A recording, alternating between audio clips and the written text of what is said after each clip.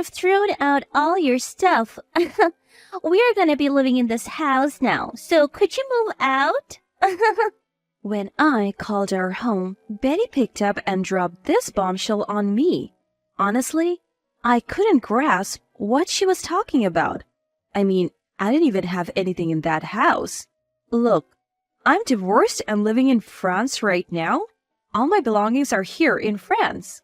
So there shouldn't be anything of mine back there. Whose stuff did you throw out? Huh? Betty froze in surprise and the call fell silent. The belongings Betty claimed to have thrown out were quite extraordinary. My name is Mary. I'm 23 and I work as an artist. I recently bought a newly built house with my husband John, who is the same age as me. John and I met in college initially as friends of opposite genders. However, it seemed like John had feelings for me since the day we met at the entrance ceremony. Our first encounter happened when I was lost on the massive campus during the entrance ceremony. John happened to pass by and kindly showed me the way. From that day, we became good friends. We even found out we were in the same department and chose the same courses based on mutual interests, helping each other with reports and research papers. Our friends often teased us, asking if we were dating. And when we denied it, they would say, "Well, why don't ya?" So it was inevitable that we would start thinking about each other that way. After securing a job offer, John proposed. "I want us to date with the intention of getting married." Although puzzled, I saw the seriousness in John's face and, not disliking him, agreed to go out with him. Since we knew each other from college, we got married after dating for just 3 months. But the happy marital life didn't last long. John comes from a wealthy family and they gifted us a new house as a wedding present. It seemed like John also landed a great job at a top-notch company. But John's parents seemed to disapprove of me. "Do artists like you actually make money? Hard to believe that a young woman artist like you can produce valuable art." "I am in the process of making a name for myself right now." Unbelievable. Did you marry our son with the intention of mooching off him until you become famous? No. John was the one who proposed. Seeing John's parents frown upon me, I was bewildered. After all, I had gone to college just to have a degree and a teaching license as a backup. My main plan was to make a living as an artist. I also have a teaching license in art as a backup if my art career doesn't take off. John knew that when he proposed to me. However, it seems like John's parents were not aware and they started grumbling after we got married. I was completely blindsided. John, on the other hand, just played dumb as if he couldn't stand up to his parents. I confronted John with my concerns when we got home. "Why didn't you tell your parents?" "Well, it's obvious they wouldn't approve. You can tell just by the way they act." John also looked concerned as he responded, "I wonder if we can ever get along with his parents. Maybe I'm asking for too much?" I was feeling torn. Being an artist is not like having a 9-to-5 job. The income is unstable and it could take years to make a name for myself. To Catherine, John's mom, it made sense to think I was just after their money. There are people who don't understand art or artists. Art is not a basic necessity. Life would go on just fine without art in the world, but I think that a single painting can enrich someone's life. I believe that wasn't my only concern. There was another problem. John's sister, Betty. Not only she did not understand art, she seemed to have her eyes set on our new home that we had received as a wedding gift from John's parents. "Hey, John, we have extra rooms, right? Why don't we all live together?" Betty clung to John, proposing they move in with us. "No way. Why would we want to live with you right after getting married?" John seemed annoyed as he pushed Betty away. "It's fine. You guys don't have kids, right? We can help take care of any future kids." Is she just trying to offload her own kids onto us? I stared at Betty suspiciously. She didn't seem to like me one bit. "You know, John, you could have married someone prettier or someone who makes more money. What's so fun about keeping a struggling artist at home?" I was so shocked by Betty's frankness that I was at a loss for words. Stop talking like that, Betty. It's disrespectful to Mary. Are you saying I have bad taste? Do you not? Are you trying to be her patron or something? What do you gain from this? Betty wasn't holding back, even with her own brother. I don't measure my marriage in gains or losses. I just genuinely want to be with Mary. John glared at Betty with a voice tinged with anger, but Betty just chuckled. Why so mad? Hit a nerve, huh? My little brother is so cute. You really are a hopeless romantic. To Betty, the word cute wasn't a compliment. It was something she would say to someone she looked down upon. In her eyes, Betty saw her brother as nothing more than a yappy little dog. After Betty finally left satisfied, John kept apologizing to me, saying, I'm really sorry. What I remember feeling wasn't so much anger towards John's family as it was sadness. I had hoped to get along with John's relatives, but their attitudes consistently disappointed me. So I came up with a plan. John, let's get divorced. I casually uttered the word divorce one relaxed day in our new home, and it was enough to turn John pale. Divorce? Hold on. If this is about my family, I'll apologize. I'll even talk to them. Please, reconsider the divorce. Then I shared my thoughts with him. John seemed to calm down a bit. I see. I understand where you're coming from, Mary, but do we really need to divorce? If we say we are divorced, I think your family will finally be at ease. We can think about what to do next afterward. All right. So we told John's parents we were divorcing. Both father-in-law and mother-in-law were thrilled. Finally, John has come to his senses. Told you, this wouldn't last with a woman like her. John and I clenched our fists on our laps, hiding our true feelings as we endured.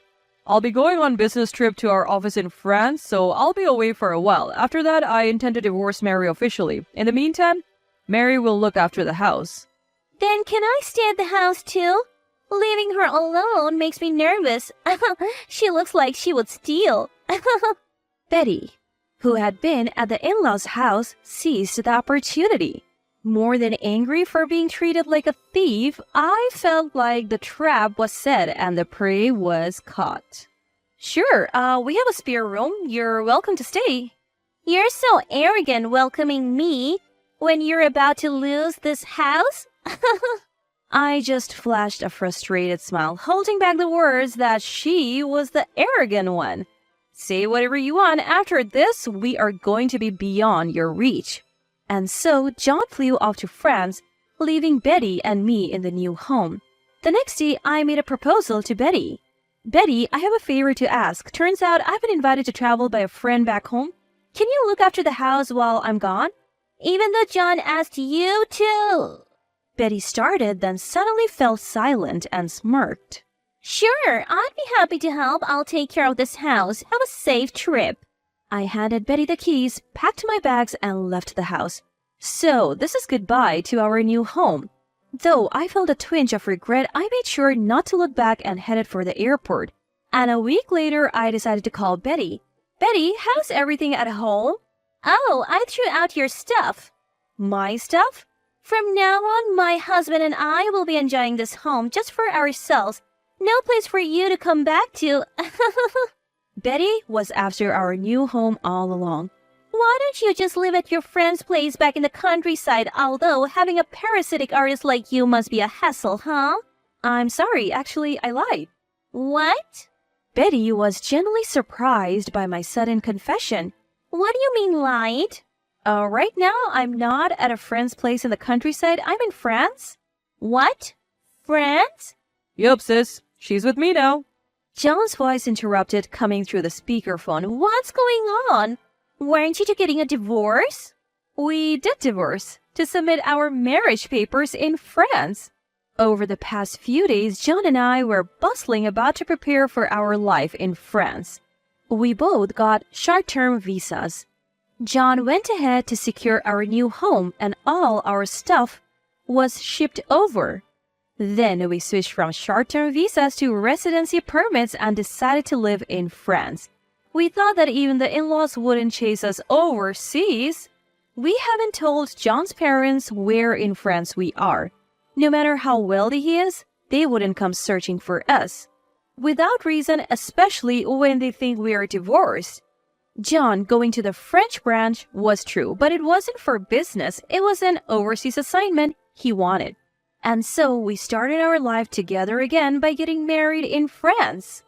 By the way, Betty, whose belongings did you throw away? I don't know. I thought they were yours. There were weird paintings, like oil paintings. The moment I heard oil paintings, it clicked. Ah, so those belongings must be Dad's. What? Why is Dad's stuff at your place? Henry asked us to store them. He ran out of space. Henry, dubious about a young woman like me making it as an artist, collected oil paintings himself, but there's only so much space to display art. Henry's collection had outgrown his home, so he targeted ours. It's our new home. We can use it how we want, he had said, and stored his collection in one of our rooms. Hey, did you hear that? Go get those paintings from the dumpster now. Betty's voice flipped as she yelled, presumably at her husband. But in the end, the paintings Betty had thrown away had already been picked up. What do I do now if Dad finds out? Henry was a wealthy and powerful man. Turns out, even within a family, he was someone you wouldn't want to cross. You caused all of this. What are you going to do about it? Excuse me? How is this my fault? You're the one who threw away a painting that belonged to someone else, aren't you? Shut up! Just shut up! Fix this. What are we going to do now? Betty was just hysterical, shrieking and wailing. Clearly, she wasn't capable of solving this problem. Well, it's none of our business anymore, haha.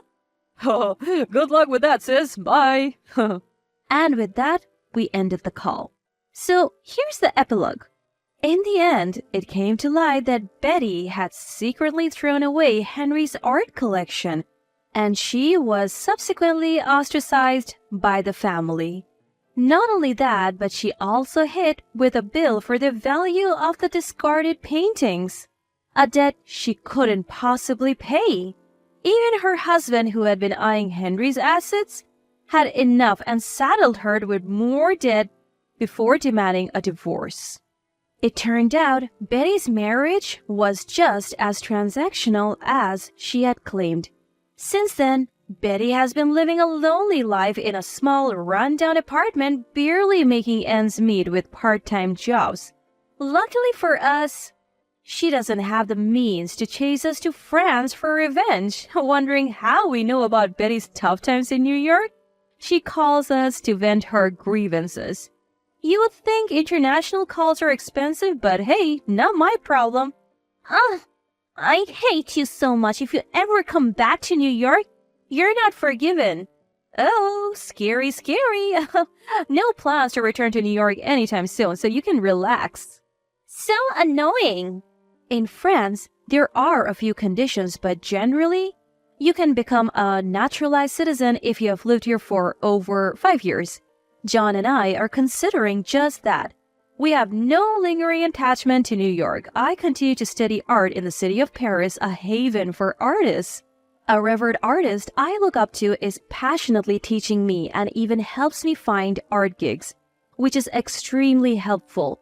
My reputation is gradually growing, and I'm currently swamped preparing for my own solo art exhibition. John's job at the France office is going well, too. Together, we enjoy life in Paris, studying the French language and engaging in cross-cultural exchanges. Paris is a melting pot, and John and I have befriended people from diverse backgrounds, not just fellow Americans. This multicultural experience offers a fresh thrill we never felt in New York, fueling our creative energies. Next vacation, John and I are planning to visit the Louvre Museum to gain inspiration for my next artwork.